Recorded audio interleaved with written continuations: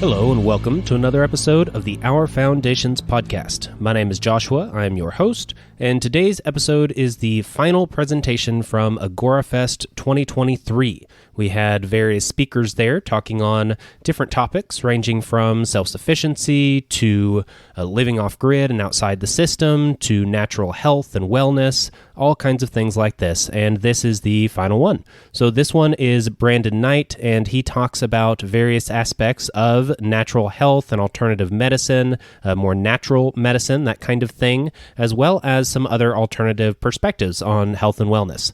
And this was a very good presentation. I really enjoyed it. It was well received, and so I am just going to turn it over to him and play that entire presentation for you for this episode. I'll close this out at the end, and then we'll get back into the regular Our Foundation Season 5 after this episode. So, please enjoy. Thank you, Joshua. I want to apologize that we're running so late. Apparently, Joshua said it was all my fault, so I'm here to take the blame so that we can move forward. That would be the best thing to do. But I guess the screen says there that I'm Brandon Knight, and Joshua, if you'll hit the... I'm a certified health coach and trauma-informed life coach, and I have 25 years of experience in wellness and 15 years of experience in somatic and basalt therapy. So let me explain some of those words to you because they might not make a lot of sense to you. They wouldn't make a lot of sense to me if I wasn't educated in that stuff. So what I am is a functional health coach. So let me describe the difference between functional medicine and what Western medicine is. So imagine if disease was a tree. The leaves would be the disease, it'd be the diagnosis. Let's take high blood pressure, for example. So come into the doctor's office and they say, hey, you got high blood pressure. You know, we can tell by the readings. Here's a pill for that, here's a pill for stress in case you need it. Eat less salt and have a good day. So that's kind of how it would go. But a functional doctor, a functional medicine doctor would say, hey, let's look at the leaves, and that's fine, but let's look at the twigs and the branches underneath that, start connecting it to the trunk. Let's look at your deficiencies. Maybe you have less potassium, less magnesium. Maybe you have a deficiency there. Maybe you have a problem with cortisol. Maybe you have a problem with insulin resistance and a few other things that are maybe stressing out the body and causing you to have high blood pressure. And if they're really knowledgeable about what they do, they may go into the actual trunk. They might look at gene mutations then, like MTHFR or something like that, that's causing your body to not break down your B vitamins properly and say, hey, that's really affecting your nervous system. That might be why you're having high blood pressure. And look at how your body is doing things chemically. If they are really healing people, functional medicine doctors on a consistent basis are healing people over and over again, and they're really worth their salt, they know what they're doing really, they go into the root. They'll go into two things, the root of all disease, typically, that I found, that I've studied under functional medicine doctors for the last 25 years. The people that are healing people will always go into two things, reducing tension held in the body and toxins. So that's always the root of almost all disease. I can't tell you the amount of people that have come through my practice. I see about 120 people a month, and I have about a 6-week wait list. Because the way that I approach this is the same that I've always learned to approach it. It's just simply detoxifying the body on a clinical level and having a discussion around trauma and tension held in the body and anxiety and how that's working out for you. Because as Michelle put it, a lot of the reason why we get sick is because of what we carry with us, more so than just mere biology. And so because I am a trauma-informed life coach and I have a good amount of experience in that, about 15 years of helping people heal psychologically and emotionally, I have seen disease clear in people's bodies simply by doing emotional work and really getting to the bottom of what they're carrying in their nervous system. Your nervous system acts like a hard drive. It holds everything that's happened to you, especially from childhood on, right? And so what that means is you learn how to stuff it really good so you don't end up a puddle in the middle of Kroger. But it's still happening to your system on a subconscious level. The tension that's held in the system, the nervous system resilience, that's going to decline as you age. And then everything that you're holding with you that you haven't dealt with and haven't turned around and really had a good laid out plan for, right, is going to start to show up as disease. Because the nervous system resilience can't hold back the amount of stress that that's putting on the body. And so I've seen that over and over and over again in my over 2 decades of being in this industry. So I'm going to cover just a few things here that I think are very, very important as foundational points of wellness in the modern age. that we haven't encountered before we go into some of the other slides that go over, just basic nutrients and minerals and what to really look for if you want to be healthy for the rest of your life. But I want to give you a perspective on this, right? So I did a talk not too long ago to Summit over the connection between toxins and anxiety. And when I was through the talk, I think a lot of people left the talk kind of depressed because what they discovered is there's absolutely no getting away from toxins in our society.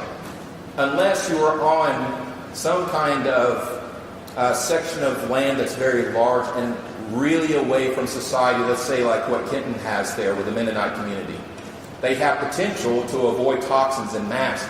But the rest of us who dip in and out of society, it's impossible for us to avoid them. If I was to pull up a map right now of the United States, and if I was to show you how many chemical dumping sites there were throughout the entire United States, and I was to color them, it would take over the entire map.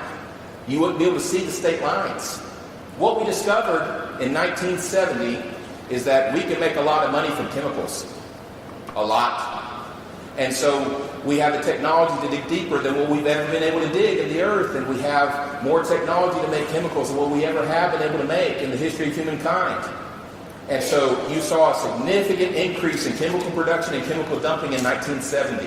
In 1950 and 1960, it was not that way, right? So we've all heard the story from Michelle and different people come up here that, hey, the people from World War II, the grandparents, great-grandparents, they lived until they're 90, they drank some wine every night, smoke a cigar, they have their mind, they can drive, everything's great because we ate a lot different, but also because we didn't have exposure to a ton of toxins.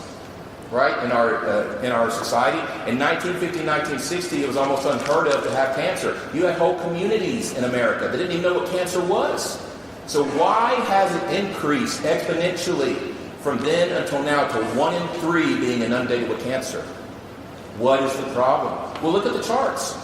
Right? In 1970, you see a significant increase. And in 1980, everybody figured it out. Man, we could make money from this stuff. So you saw a complete, almost 90-degree angle of the chart go up in chemical production and chemical dumping. You know what else you saw that year go up? Obesity, the exact same way. Increase in cancer, the exact same way. Increase in autoimmune, the exact same way. Increase in gut dysfunction and gut dysbiosis, the exact same way. And now you have babies born en masse with autoimmune. Tons of babies born with psoriasis, eczema, asthma, cancer, and ADHD and neurological disorders are all over the place. It's ridiculous. It's amazing how many kids are born with that now. How many parents from the millennial generation on have ADHD compared to 1950 and 1960. It is almost crickets in 1950 and 1960 compared to now. So you tell me the difference. All the data and the inference implies that it is toxins that has done this. Also, the way we eat. Michelle's presentation was very, very well informed. I was impressed with that. Also, the connection that she made with the emotional aspect of well-being and wellness. It is so important that during this time, while we're not in some kind of emergency preparedness state, while your electricity isn't down and you have to really grope in the dark for things and really understand what it is to be self-sufficient, that you're gaining that awareness and those skills right now if you're training into that you prepare your body and fortify it, but also you fortify your emotional state, that you understand your preparedness mental state. That's very, very important because it will decide not only your health, but how you're able to respond to emergency. So you've got to mature emotionally. You've got to get in with somebody that really knows what they're talking about with trauma-informed therapy and emotions and re-educate yourself on it. Because what are we taught when we're young? If you don't have something like crying, we'll give you something to cry about, right? But it's exactly the opposite of how the human body and the emotional framework works. That all works in an opposite direction. When we're born from the womb, grieving the womb with our whole body. Wham! Right? The whole system gets engaged in getting that stuff out. And then you don't have it anymore. You don't just get over it, you get it out. Then you're good. Right? So you have to have a plan that's better around the emotional tank that you carry around with you. Otherwise, when an emergency situation happens, you're going to be snapping at everybody, you're not going to have your head, you're not going to be calm, right? And the training you have is going to be harder and harder to implement. So, food for thought. Do your best to get in front of somebody that really understands that aspect. Because almost all of us in this room grew up with some kind of trauma. And I know everybody's parents are gyms, but that doesn't mean anything, right? New parents can be at home taking care of a baby. You're stuck in the crib. You wake up from a nightmare. You get stuck in the crib a little bit too long. Maybe they research on Google that they just need to cry it out, and they're done to take care of this child. And they don't know any better, right? Doesn't make the parents any kind of terrible people. But what happened in that instance is the child, right? The ego come along and say, "Hey, this feels like it's killing us, right?" So we're going to wrap the emotions around the event, embed it in the body, and now we might become codependent from it because we never want to be left alone again. So we might live with the parents too long, might feel like we're dying every time we break up with somebody, might choose partners that compromise us because we feel insecure about being left alone. So just food for thought. There's a lot more in your past that's a little bit more complicated than how you're programmed right now, how we're all programmed, than what we've been led to believe. It's the same way with biological health too, because it benefits them for us to stay really, really under things. If you become sovereign, if you become free, right, full of strength emotionally, full of strength in your body and with your wellness, you become a whole individual then. It's hard to handle you. You're able to adapt. You've got nervous system resilience. You become a very, very independent force that can influence people around you, that can gather people around you. And you become stellar parts of communities, able to really give with your strength that you've developed. So there's kind of a vision, an outline of everything. I also want you to take into account the food. Very important that we all look at where we're getting our food from. Since 1950, we have lost 1% of our nutritive value out of our food per year. That's cumulative. That means we are eating food that is 70-something% less nutritive than what it was in 1950. And we wonder why the vets in World War II can't just live until they're 90.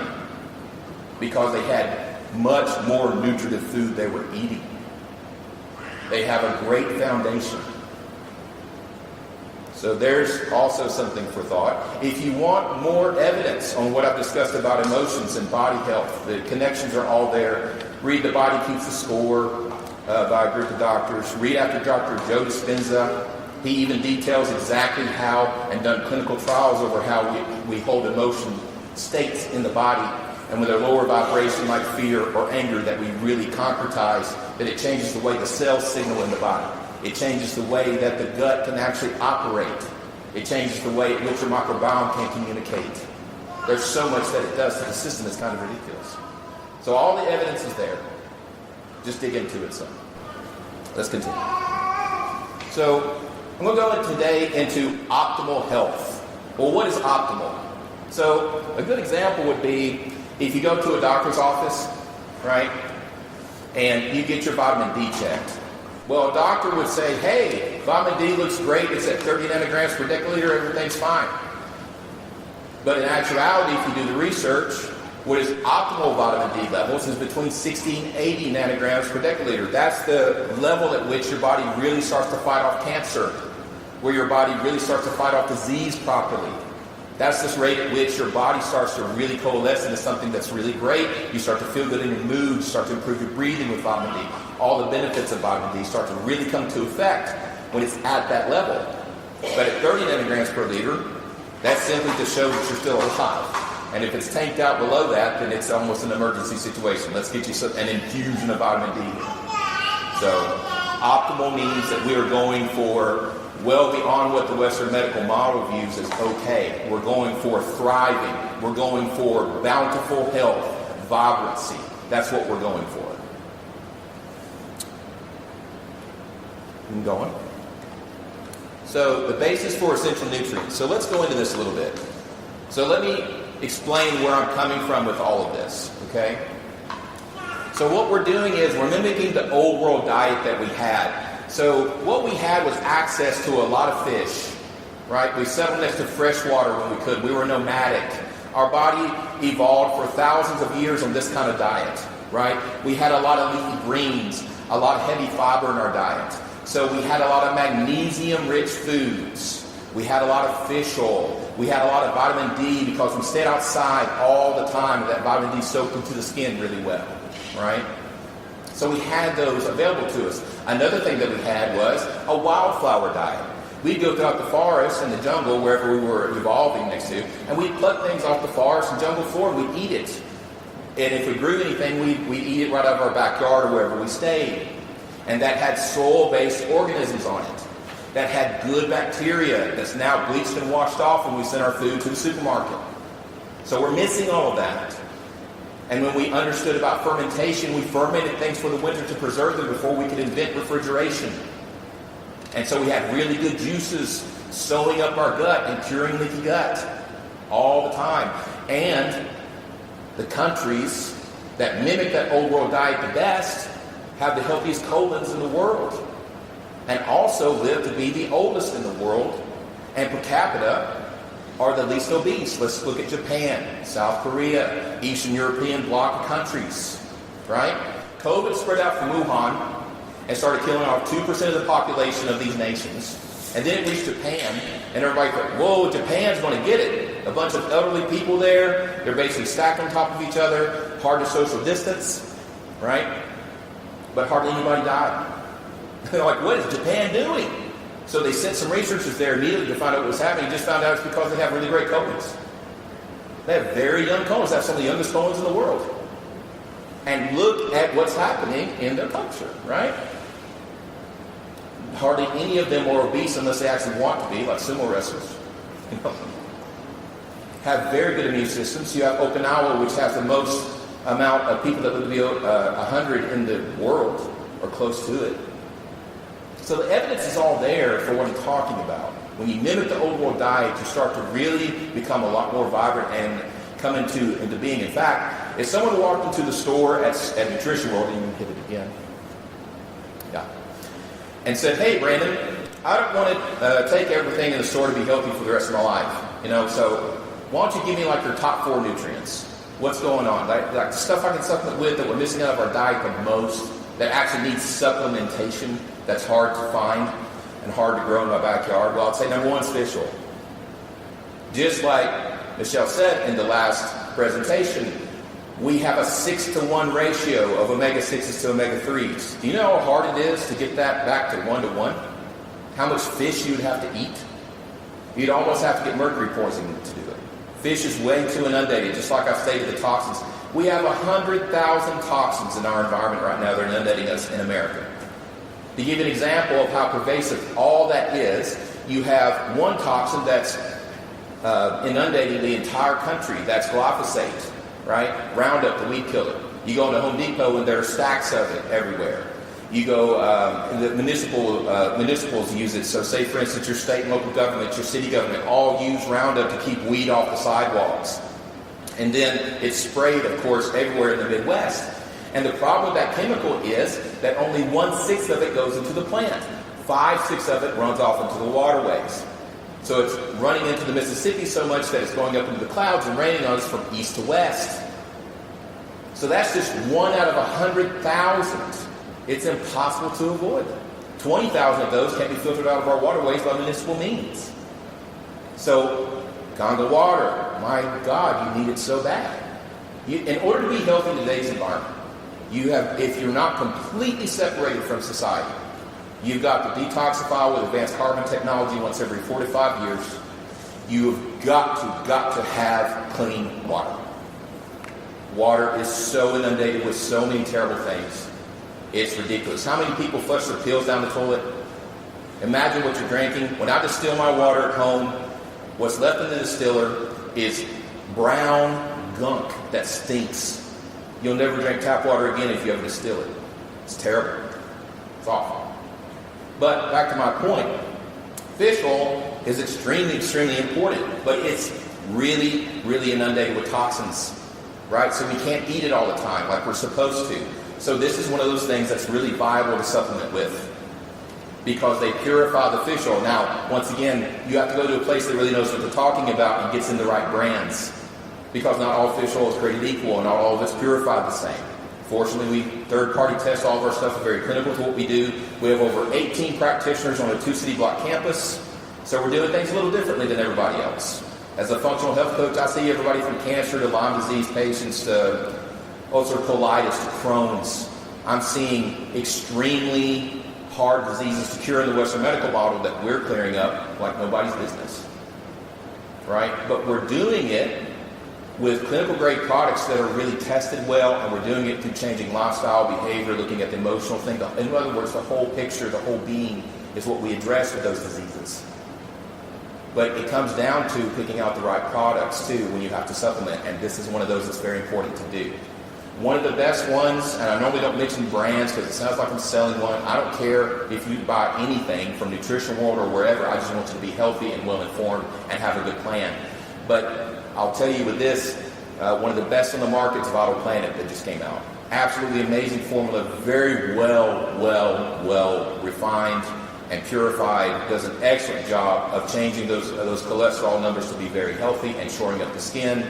Fish oil, you have to have it for the brain, for the eyes, for the skin, for the colon, because our body is smart, it's intelligent. When we're exposed to nutrients for a long period of time where we evolve with them, then the body says, hey, this stuff is great. Why don't I start to mutate a little bit to start to accept more of this? And I'll develop processes off of it. And I'll do some really great things with it. And that's what we did with fish oil. So it's in omega-3s are in almost every aspect of who we are. A lot of diseases actually form because we don't have enough of this in our body. A 25-year white paper study done by a group of doctors, right, stated that the number one reason why we have heart attack is because we have a lack of fish oil in our body, or a lack of omega-3s and fats. Number one reason. Does anybody know the number 2 reason for death worldwide? It's cancer. Cancer. Number 3, guess what number 3 is? Over-medication. Let that sink in for a minute. You know, at the economic forum not too long ago, a Pfizer representative was there, and they laid out their plan, and they said their plan was to get everybody on medication. Not to cure people, to get people on medication. That's the reason why the Western medical model is broken, because it's based on money. If you're only healing symptoms and not curing a disease, what does that do? It gives you a lifetime customer. You just keep on coming back and that symptoms tamp down, right? The problem with that is that the medication is poison. Over time, it kills the body. It's petroleum-based. The Vandenbergers and the Rothschilds split the patents for all medication that was experimented on the Jews with in Nazi Hitler, when Hitler developed these, and they took one portion to America, one portion to the UK, and that's the beginning of the Western medical industrial complex. Look up the history. And then they put all their money and their propaganda behind that type of medicine. And you know what they did simultaneously? They made sure and edged out all the homeopathic doctors at the same time. Made sure that homeopathic doctors and how they operated was outside of the insurance model, so that patients can't get the kind of care that they want from those guys that have to be paid. It can only be paid through the Western medical industrial complex. How is that for a monopoly? It's interesting, right? Next one. The thing that we had in our ancient diet was lots of magnesium, and it's probably one of the minerals that we miss the most in our bodies right now. It is utterly essential that you have magnesium. Magnesium, once again, is responsible for over 300 cofactors in the body it tries to do every day. Minerals are magic. We're heavily undermineralized, as I stated, because of manufactured farming and the erosion of our topsoil. We are heavily undermineralized. I highly recommend you at least do magnesium up to about 350 milligrams every night before you go to sleep to shore that, because we cannot get enough of it back in our system if you're active at all. If you sweat every day, if you're active, if you exercise, you've got to have magnesium anyway. I've seen magnesium clear up all kinds of diseases. Just by itself, magnesium is very, very important for your body and a foundational piece of our overall diet. Next. And I've discussed vitamin D a little bit, but as you can see here, it's one of the greatest mood regulators we have. Vitamin D isn't even a vitamin. It's actually a hormone. So when you take it, it has a cascading effect on the entire health of your body. It really helps you breathe better. It's one of the best mood regulators you have. In fact, because I work with patients for both biological problems and emotional problems, right? Vitamin D is one of those things I always prescribe to see if I can get them out of depression that way before they get on any kind of antidepressants. And about half the time, that actually works. After a couple months of taking high doses of vitamin D, people start to feel a lot better. Everybody doesn't know their vitamin D is pretty much tanked. We all work around that way. Let's see. Yeah, we're going. So let's talk about gut health. Because I mentioned that we fermented things for the winter, that we had soil-based organisms on our food, that kind of thing, right? So let's talk about how important that is. The structure of the gut looks something like this, right? So you have the outer layer of the gut, you have the middle layer of the gut, it's called the mucosal barrier. Then you have the villi, these hair-like strands that stick on top of it. Now in an ideal scenario, this is all together. Then food runs over this, then you get the chemical extraction and nutrition, goes in the cells, everybody's happy. Okay? The problem is, this scenario right here that I just described basically doesn't exist in America. Because all it takes is stress to make this mucosal barrier recede. But other stuff do it too. Antibiotic use, toxins, vaccines. I mean, almost everything you can think of. That mucosal barrier is very contentious. It'll roll back with almost anything. Now, in the old world diet, it was cool because we had postbiotics out of the fermented food that we had that would come in and cause this gut to close and stay closed even if that mucosal barrier receded. But in today's modern environment, because we don't have any of that in our diet, we think it's gross here in America, that mucosal barrier recedes, then the gut opens up just like a flower.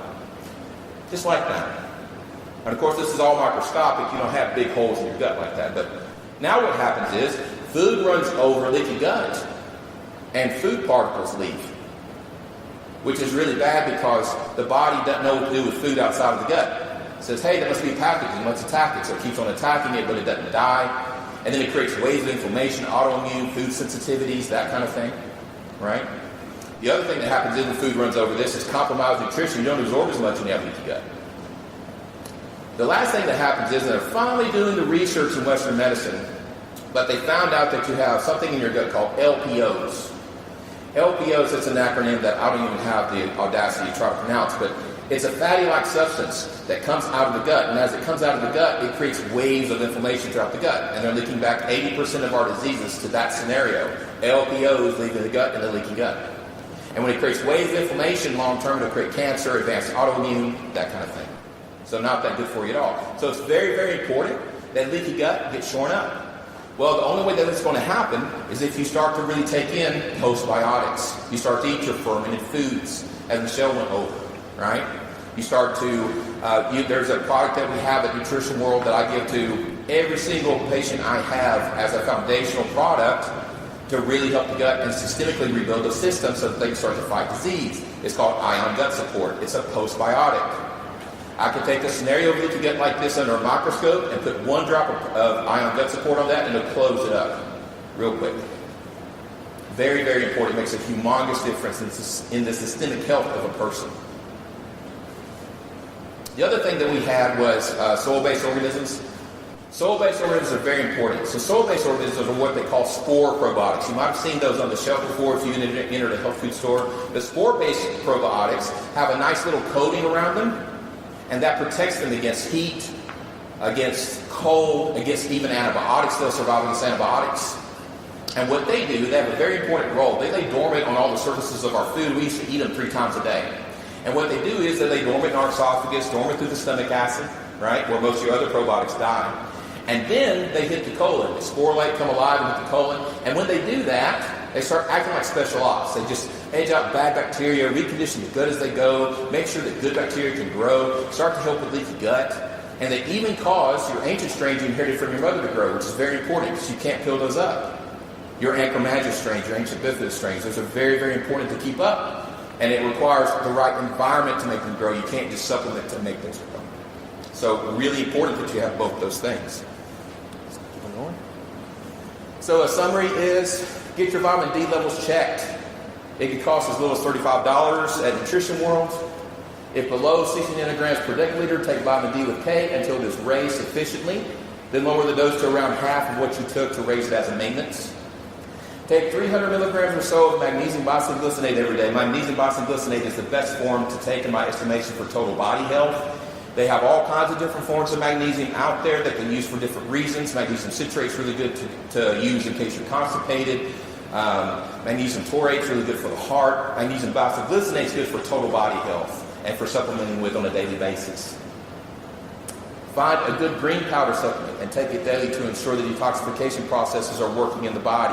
Add a little fiber to this if you can. The reason why I threw that in there is because in our old world diet, we mainly had fruit, leafy greens, and stuff like fish. And occasionally we would hunt whenever we got the backbone to do it, because if you got a broken leg back then, that was a death sentence. So you didn't want to hunt big game unless you could help it. But we did. So get a good green powder in, because what that starts is a lot of processes in the body. It'll start the P405 process in the liver. That's a process that isn't started without leafy greens, right? And it decides how the liver actually breaks down nutrition and toxins and sends them in different directions in the body. You're already operating at a disadvantage if you don't have concentrated greens in your diet then, right? And who here has concentrated greens every day, right? Hardly anybody. Nobody. But there we go. One in the back. Yay. So we're missing this stuff, guys, is what I'm talking about. And we wonder why we're so disease-ridden. It's very interesting. And the last, take a postbiotic and a well-researched spore probiotic every day to maintain gut health. I've already covered that a little bit. But that's your 4 main nutrients that are huge, that mimic the old world diet, that you need to supplement with or be on the lookout with. How you're doing homesteading and growing your own food, if you're getting into that and you're really doing it, you need to make sure that you're including foods that have this stuff in it, right? This mimics our old world diet. Next. So let's talk about exercise a little bit. So exercise, you can actually go a long way with just intensive body workouts. That helps the body detoxify. It raises your cellular energy. So let's talk about cellular energy. It's very important because that's a concept that a lot of Western medicine doesn't talk about at all. So your cellular energy, when I'm talking about that, you can look it up in research called metabolic health. Metabolic health is very important. I believe it's the future of health. It's the way in which you can actually reverse aging, right, is one of the ways. So when I talk about cellular health, what I'm mainly talking about is awareness around mitochondria. Mitochondria are the powerhouses of energy in all your cells, okay? Now, if you have a low mitochondria count, or in other words, if your mitochondria is suffering or they're not doing well, then what's going to happen is you literally don't have the energy to fight off disease, to detoxify, to prevent cancer, those kind of things. I have clients of mine that did everything right, ate amazing, impeccably, worked out, in shape, really, really great, but they encountered some toxins, mitochondrial health went the way of the dodo, and then they developed cancer at the age of 40 or 50. Right? So you can do everything right, but as I've stated this whole time, toxins are really, really prolific now. We're the most toxic human beings that have ever lived, and you can take that both ways. So in body, we are extremely toxic. This is one of the reasons why autism and ADHD is on the rise so much, because when a woman gets pregnant, the body innately views it as a parasite. And when it does, it dumps all the toxins into the baby. And then it's born. Now, before, this wasn't a big problem. But in today's world, where we're so toxic, it's huge. And then you give that baby a litany of vaccines when it comes out, like 10 to 20 vaccines, and it sends the system over the edge. You can't take it anymore. And then the baby becomes autistic, Asperger's leaning, ADHD develops and forms, gene mutations happen like MTHFR, which is very important, right?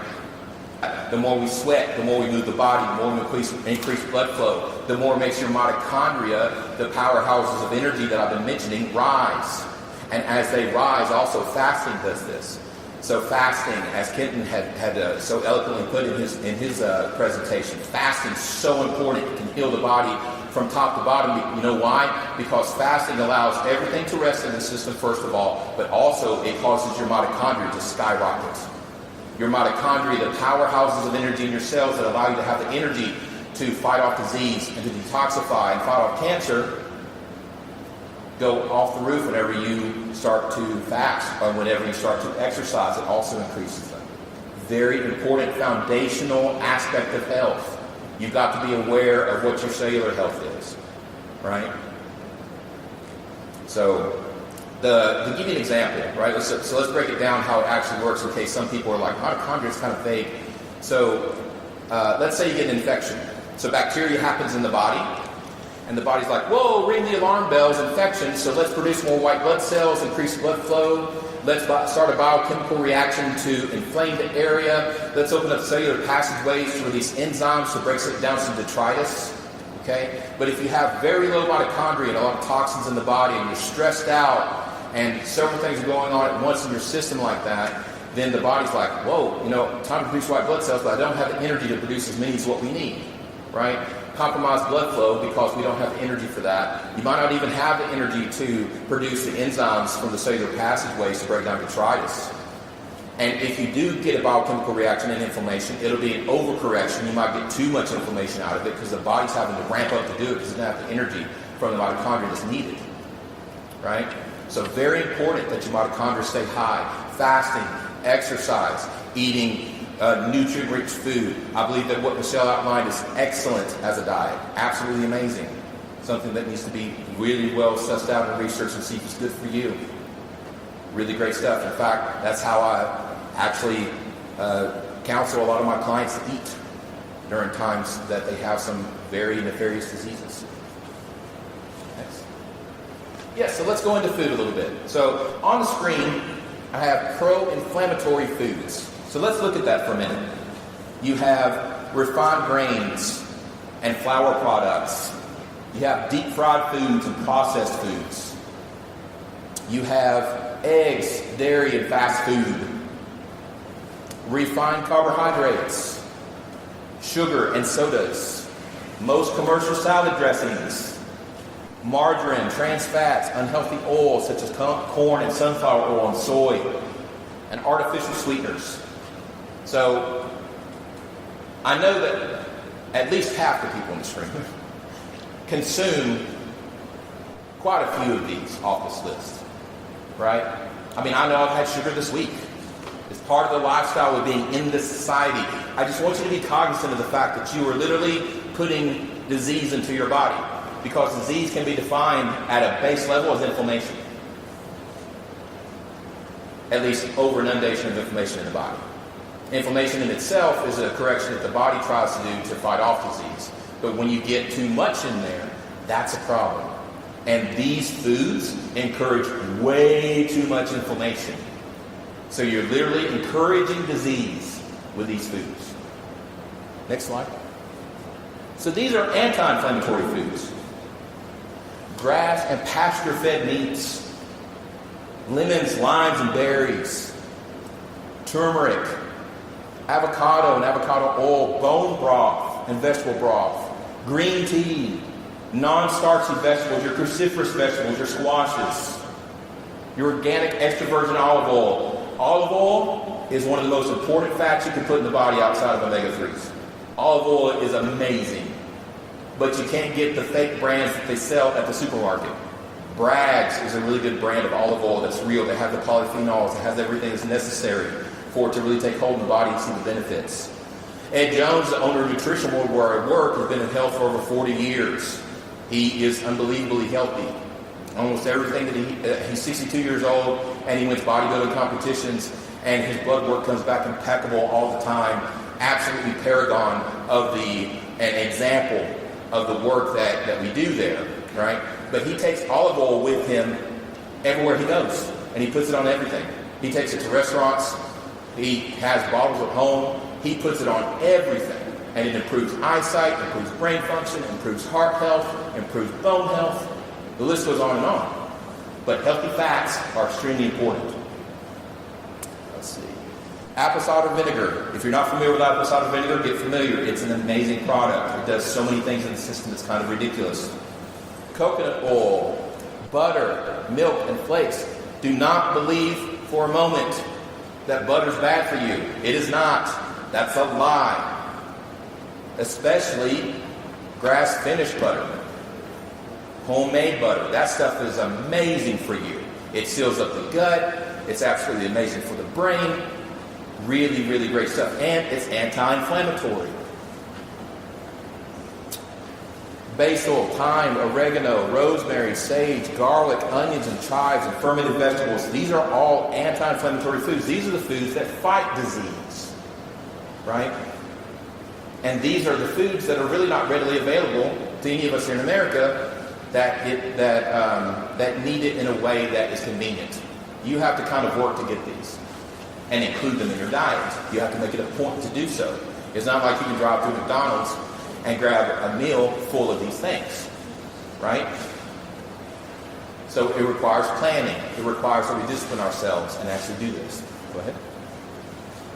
So let's go back to the mental health outlook, because I believe that that's so important, and I work with it. I've been a Gestalt somatic therapist for over 10 years. I was trained by some really great psychologists for that in Atlanta for a good 5 years.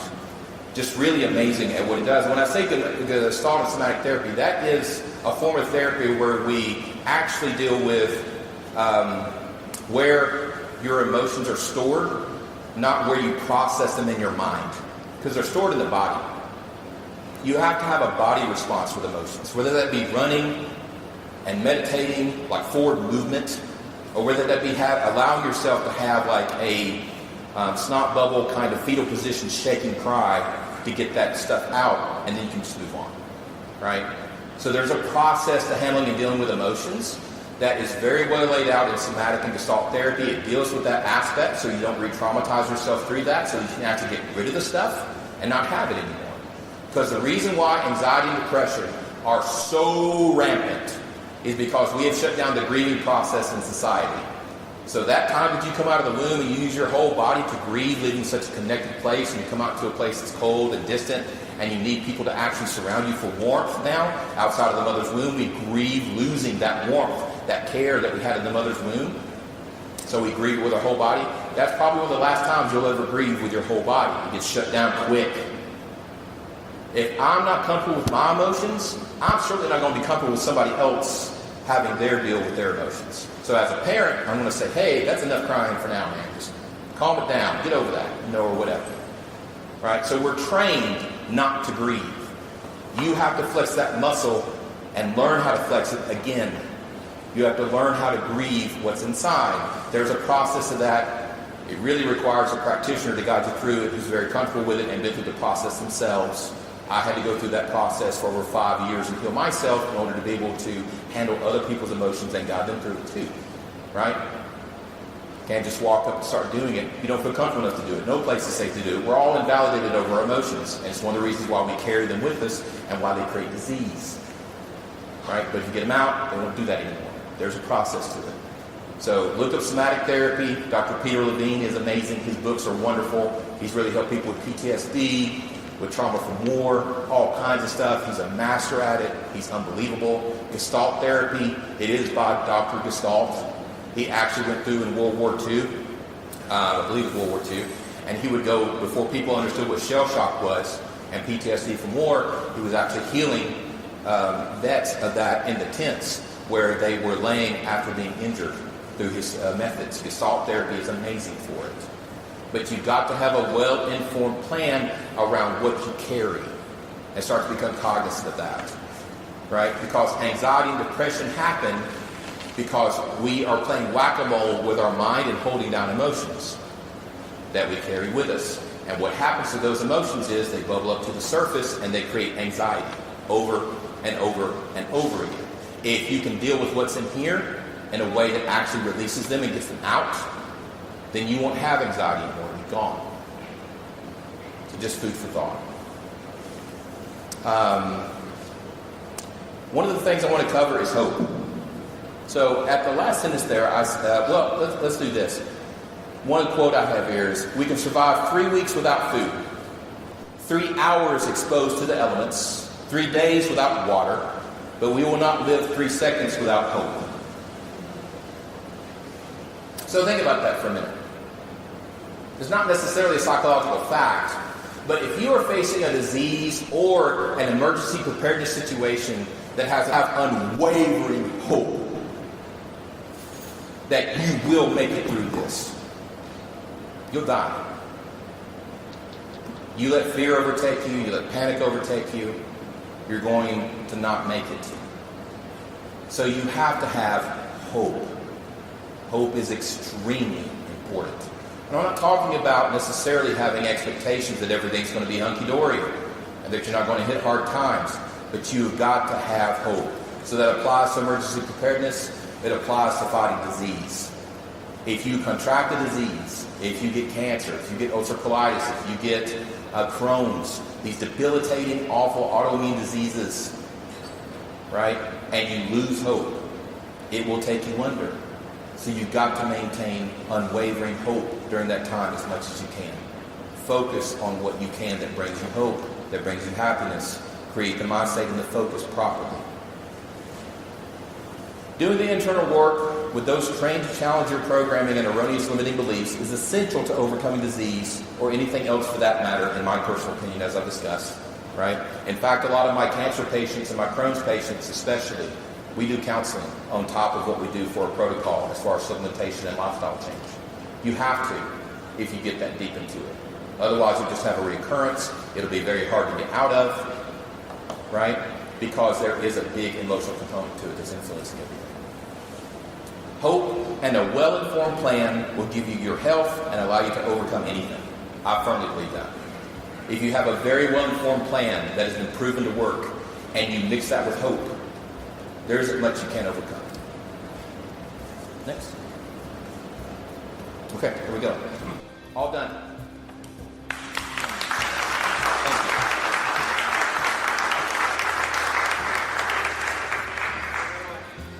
So that was the end of the presentation from Brandon Knight from Agora Fest 2023. I hope you really enjoyed it. Thank you very much for listening. As we get back into the swing of things in the next episode, we'll get back into Season 5 of this podcast, Our Foundations, and get back to the Sermon on the Mount, talking about various aspects of the Beatitudes, I believe is where we left off, and we'll pick right back up there and just continue on from there. So, without further ado, thank you very much to all of you listeners out there, and thank you especially to Patreon supporters and people that are financially supporting the podcast and paying for all the things that need to be paid for here. I really appreciate that, and I definitely appreciate it if you take time to leave a rating and or a review. That is extremely helpful as well for the show. And if you have any questions, comments, concerns, anything at all, feel free to reach out. The best way is at ourfoundations@protonmail.com. All of that is in the show notes as well. So check that out if you're interested. And until next time, I'm out. Peace. This has been Our Foundations Podcast. Goodbye. Thank you for listening. Goodbye. Bye-bye.